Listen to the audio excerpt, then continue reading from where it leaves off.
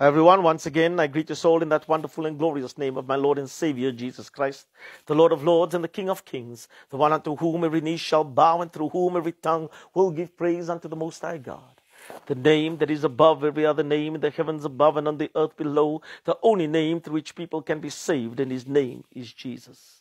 The message that I'm sharing with you today I've titled, When You Fall. My foundational text today is taken from the book of Proverbs 24:16 to 18, and it reads as follows in the Amplified version of the Bible. For a righteous man falls 7 times and rises again, but the wicked stumble in a time of disaster and collapse.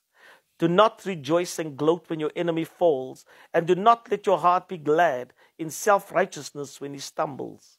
Or the Lord will see your gloating and be displeased, and turn his anger away from your enemy. Proverbs 24:16 to 18 in the Amplified version of the Bible. The Oxford Dictionary defines fall as a verb, to move from a higher to a lower level, typically rapidly and without control. The Merriam-Webster Dictionary defines it as to commit an immoral act, to move or extend in a downward direction, to decline in quality, activity, or quantity, or to assume a look of shame, disappointment, or dejection, among other things. The fall of man, the fall of Adam, or simply the fall, is a term used in Christianity to describe the transition of the first man and woman from a state of innocent obedience to God to a state of guilty disobedience. The fall refers to the rebellion of God's image bearers in the Garden of Eden. Genesis 3 is the threshold in the Bible storyline. While dwelling in a sacred space and surrounded by the blessings of God, Adam and Eve did what God had forbidden. God had made them in his image, but they defied his word and sought a kind of knowledge in an unsanctioned way. Made for communion with God, they experienced alienation. Made for trust and hope and life abundant, they descended into sin and shame. They fell. That, however, did not take God by surprise. God is omniscient, all-knowing. He knows the beginning from the end. He knew about their fall before they even made a choice to willingly disobey him. And he had already prepared for their restoration. As one evangelist would put it, before they had their setback, he planned their comeback. We know that because the Bible states that Jesus is the Lamb of God that was slain before the foundation of the world, according to Revelation 13:8. He came here as the only begotten Son to fulfill a mission, to be as the Lamb slain before the foundation of the world, to bring about salvation to all mankind. And so through one man's disobedience, sin entered the world, causing us to be born into a fallen world. But the good news, my friends, is just as through one man's disobedience, his failure to hear, his carelessness, the many were made sinners. So through the obedience of one man, the many will be made righteous and acceptable to God and brought into right standing with him. But the law came to increase and expand the awareness of the trespass by defining and unmasking sin. But where sin increased, God's remarkable gracious gift of grace, his unmerited favor, has surpassed it and increased all the more. So that is, as where sin reigned in death, so also grace could reign through righteousness, which brings eternal life through Christ Jesus our Lord. Romans 5:19 to 21 in the Amplified version of the Bible. God made righteousness available to all by placing our sin upon Jesus. As it is written, he made Christ, who knew no sin, to judicially be sin on our behalf, so that in him we would become the righteousness of God. That is, we would be made acceptable to him and placed in a right relationship with him by his gracious loving kindness. That is 2 Corinthians 5:21 in the Amplified version of the Bible.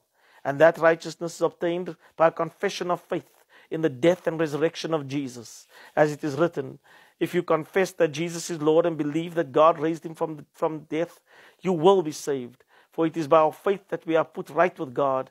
It is by our confession that we are saved. Romans 10:9 to 10 in the Good News translation of the Bible. Salvation, the Bible is clear, is obtained by grace through faith, not through good deeds. As it is written, for it is by grace through faith that you have been saved. It is not the result of your efforts, but God's gift, so that no one can boast. Ephesians 2:8 to 9. Now, once we obtain righteousness by grace through faith, does that mean we will never sin or fall? Well, on the contrary, our foundational text today makes it clear that the righteous person will fall many times.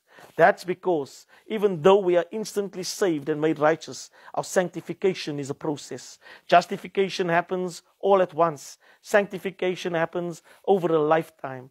Justification sets people free from sin's penalty.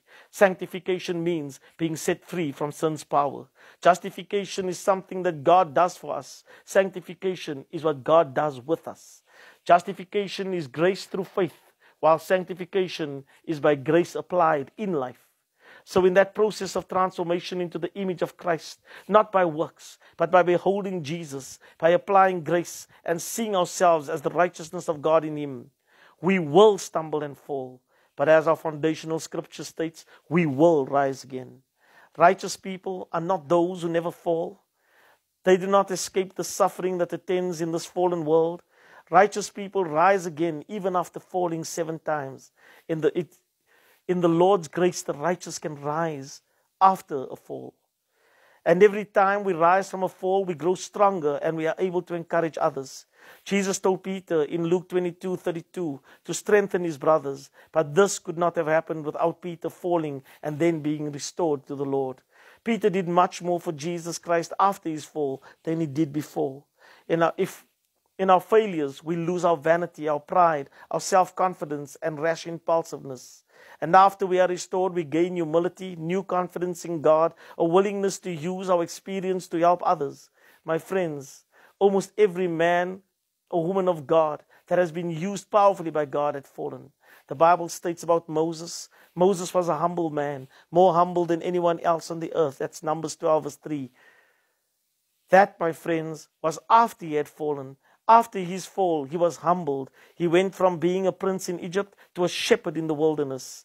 And after he was humbled, he saw the glory of God manifest in his life, and he was honored.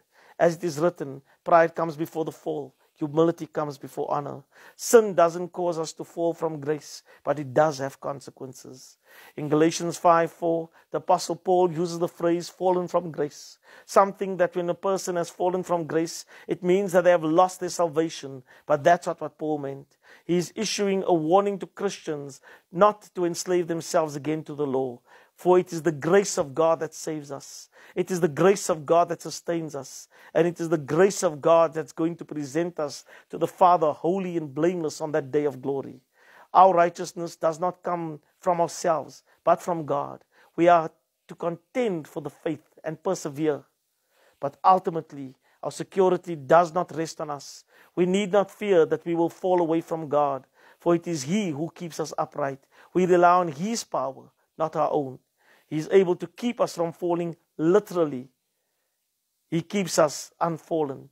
And He is able to present us faultless before the presence of His glory. That's with exceeding joy, as stated in Jude 1:24.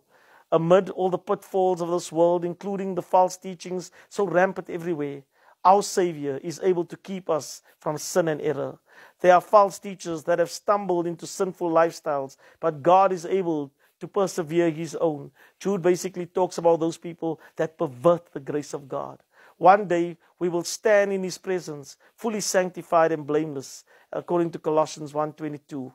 True Christians will struggle with sin, and when we do, God has made a way for us, as stated in 1 John 1:8-9.